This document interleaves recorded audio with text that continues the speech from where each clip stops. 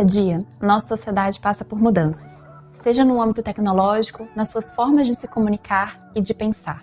E a forma de educar também muda? Em 2019, nos deparamos com o surgimento do novo coronavírus. E em 2020, com a pandemia, tivemos que reformular de maneira rápida nossos trabalhos, nossas aulas, nossa educação. Do ensino presencial, muitos alunos e professores tiveram que migrar para o ensino à distância para conter o contágio da Covid-19. Para ser mais precisa, a Universidade de São Paulo, a USP, suspendeu suas aulas presenciais no dia 17 de março de 2020 e no dia 23 do mesmo mês determinou participação obrigatória dos alunos nas atividades promovidas remotamente. Diante disso, será que essa transição do ensino presencial para o ensino à distância foi efetivo? Como ele afetou o aprendizado? Para entender um pouco melhor esse contexto, nosso grupo formulou algumas perguntas aos alunos de universidades que viveram essa situação. Nossa pesquisa contou com 108 participantes, sendo 75% de graduação, cerca de 19% de mestrado e 6% de doutorado. A maioria dos estudantes se encontrava na primeira metade de seus cursos no momento da pesquisa e mais de 90% estavam matriculados em cursos de instituições públicas, contando com 90 alunos do estado de São Paulo, 7 do estado do Rio de Janeiro e os 11 restantes divididos entre os estados do Espírito Santo, Minas Gerais, Pernambuco, Bahia, Amazonas, Amapá e Santa Catarina. A instituição mais presente foi a Universidade de São Paulo, com 78 participantes. Estudantes dos cursos de exatas somaram cerca de 85% dos entrevistados, sendo cursos de física os mais predominantes, com 38% de todos os entrevistados. Na média, os alunos que responderam ao questionário estão cursando 5 disciplinas e passam cerca de 13 horas em aula por semana. Neste questionário, 48% dos entrevistados relataram que aproveitam pouco ou nada o tempo da aula para conseguir entender o conteúdo ministrado, e 47% disseram conseguir prestar atenção em até 30 minutos das aulas apenas. E só 5 alunos afirmaram prestar atenção na aula toda, que normalmente tem duração de 2 horas. Mas será que esses dados são exclusivos de uma aula à distância ou também refletem a realidade de uma aula presencial? Para melhor tentar diferenciar esses dois formatos, perguntamos também se a motivação do aluno foi impactada por esse novo tipo de ensino. Interessante que um total de 68% dos entrevistados disseram ter sua motivação impactada negativamente em aulas à distância comparadas ao formato presencial. 22% disseram que a sua motivação é a mesma e apenas 10% garantiram uma melhora na motivação. Pedimos ainda para que os participantes descrevessem, caso quisessem, como é ministrada a aula que mais lhes interessa. Mas a metade atribuiu ao professor o seu nível de interesse na aula, dizendo que gostam de aulas mais dinâmicas e participativas, com atividades que fujam um pouco do modo tradicional da aula expositiva. Mas e agora? Como docentes, o que fazer para tornar as aulas no formato remoto mais interessantes? Existem vários métodos de ensino que podem contribuir para essa tarefa. Neste vídeo, separamos o método chamado Aprendizado Baseado em Problema, o famoso PBL, da sigla em inglês Problem Based Learning. Aqui, vamos explicar as diretrizes e como esse método funciona e ainda mostrar como ele pode ser aplicado no formato à distância. A abordagem PBL surgiu nos anos 60, na Escola de Medicina de McMaster, no Canadá. Nessa época, o método tradicional do ensino da medicina, que era dividido em 2 partes, uma teórica e outra prática, estava sendo questionado. Muitos alunos formados por esse método estavam tendo dificuldades em conectar essas 2 etapas, ou seja, usar o conhecimento teórico prévio no atendimento ao paciente.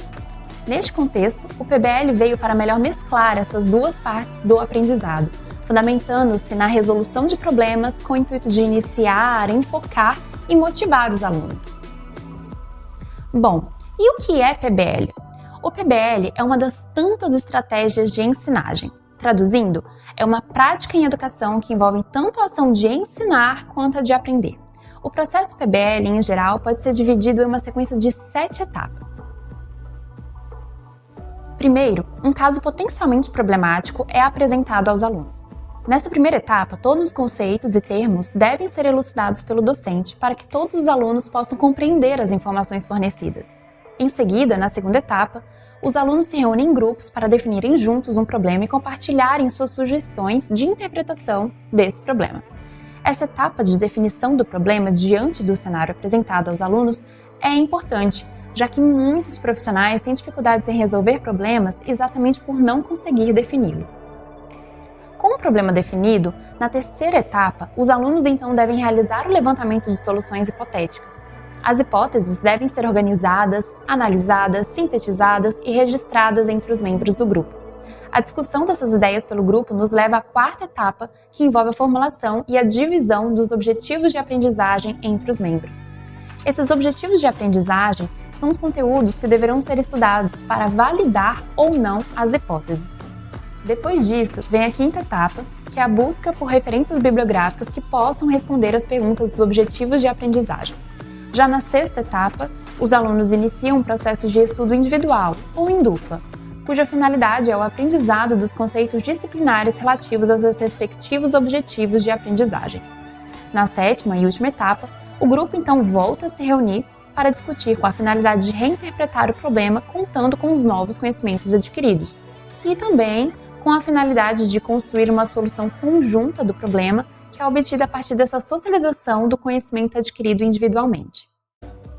Durante todas essas etapas que constroem o método PBL, são trabalhadas diversas operações de pensamento, mas talvez as principais sejam a interpretação, a identificação, a busca por suposições, a elaboração de hipóteses, a obtenção e organização de dados, o planejamento, decisão e crítica. E essa estratégia de ensinagem, com todas essas etapas, teve sua estreia em 1969 na Escola de Medicina de McMaster. Nos anos seguintes, esse método foi difundido para outras áreas além da medicina, embasando os currículos dos mais diversos cursos do ensino superior ou mesmo ensinos infantil e médio. No Brasil, ainda é predominante a utilização desse método em cursos de medicina, como visto em instituições de ensino superior, como na UFSCar, em São Carlos, São Paulo, e na ESCS, em Brasília, Distrito Federal. Porém, a Escola de Artes, Ciências e Humanidades da Universidade de São Paulo, conhecida como USP-Leste, que conta com diversos cursos de diferentes áreas do conhecimento, desde biotecnologia, turismo e marketing, todos esses cursos possuem um projeto pedagógico contendo um ciclo básico baseado no PBL. Ou seja, sim, é possível aplicar o PBL em outras áreas, não só na medicina. Quer ver? Em uma disciplina de botânica, um possível cenário problemático apresentado pelo professor aos alunos durante a primeira etapa do PBL poderia ser: estamos na capital, nos dias finais desse mês ardente que é agosto. Há 97 dias, Brasília não vê chuva. A seca forte deixa a cidade morta, exceto por alguns lindos ipês floridos que se tornam pontos coloridos em meio à paisagem marrom. Dito isso, alguns alunos podem ainda ter dúvidas sobre essa cena, fazendo perguntas como: qual era a temperatura dessa época? Ou ainda, os ipês estão floridos há muito tempo? E o professor irá então responder a esses questionamentos para que a situação fique bem clara e que seja compreendida por todos. Feito isso, na etapa 2, onde os alunos se reúnem em grupos para definir um problema diante da situação apresentada, espera-se que os alunos definam como problemática a floração do ipê durante a condição adversa que é a seca. Mas percebam que é o grupo que irá definir o problema a ser trabalhado, e isso é uma etapa importante para avaliarmos se os alunos conseguem definir e enxergar os problemas em situações reais. Já na terceira etapa, alguns alunos podem levantar hipóteses como: a seca estimula a floração, ou as altas temperaturas desse mês estimulam a floração, ou quem sabe, o período de luz solar, o tamanho do dia, digamos assim, estimula a produção de flores. Reparem que, se este mesmo cenário for apresentado para turmas em diferentes níveis escolares, as perguntas e as hipóteses podem ou não ser mais elaboradas. Em turmas mais avançadas, termos como relógio biológico, fotoperiodismo ou moléculas sinalizadoras podem aparecer. E seguindo este contexto, os objetivos de aprendizagem irão variar conforme o nível educacional onde este problema é trabalhado. Então, na quarta etapa do PBL, o entendimento desses termos anteriores pode aparecer como objetivo de aprendizagem. Por exemplo, definir e relacionar o efeito do relógio biológico da planta na sua floração, ou até mesmo pontuar vias moleculares envolvidas na detecção do fotoperiodismo. Lembrando que, novamente, são os próprios alunos em grupos que irão definir os objetivos de aprendizado e também, já na quinta etapa, são eles mesmos que irão levantar referências onde possam encontrar as respostas das suas perguntas, como livros didáticos e ainda artigos científicos. Reparem, então, que o problema, bem como o seu detalhamento da resolução, é modulado de acordo com a turma onde o PBL está sendo trabalhado. O que é legal desse método é tentar levar aos alunos situações atrativas e que preferencialmente sejam plausíveis de acontecer. Vejamos mais 2 exemplos de cenários problemáticos, agora para uma turma de física e outra de química. Na de física, poderíamos ter a situação: Maria era uma linda bebê, nasceu já bochechuda e mamava bastante. A avó foi conhecê-la na maternidade e logo disse: mas só podia ser taurina mesmo. Porém, a mãe pontuou que ela nasceu quando a constelação de Virgem era mais alta no céu. Já na turma de química, que tal esse cenário? Apressada para um ensaio fotográfico, Joana ainda estava no banho. O seu despertador toca para avisar que já passa da hora. Nem o cabelo terminou de lavar, só usou o shampoo e saiu às pressas. Ao chegar no estúdio, o fotógrafo e amigo dispara rindo: e esse cabelo? Parece que tomou um choque. E aí, algum palpite de problemas e soluções para esses 2 cenários? Nos conte aqui nos comentários. Ficou interessado? Quer saber como conseguir aplicar o método PBL também aí na sua aula? Então dá uma conferida nesses 3 tutoriais que nosso grupo criou como sugestão de como aplicar o método PBL no ensino à distância. Esses tutoriais estão explicados em um outro vídeo com o link na descrição. São tantos outros métodos que podem ser usados para enriquecer o ensino à distância e presencial que não caberiam nesse vídeo. O mais importante é se manter informado e engajado para entregar uma aula mais interessante. Esperamos que esse vídeo possa auxiliá-los quanto a isso. Deixamos também algumas sugestões bibliográficas para aprofundarem o conhecimento quanto às estratégias de ensino e aprendizagem. Vá lá conferir.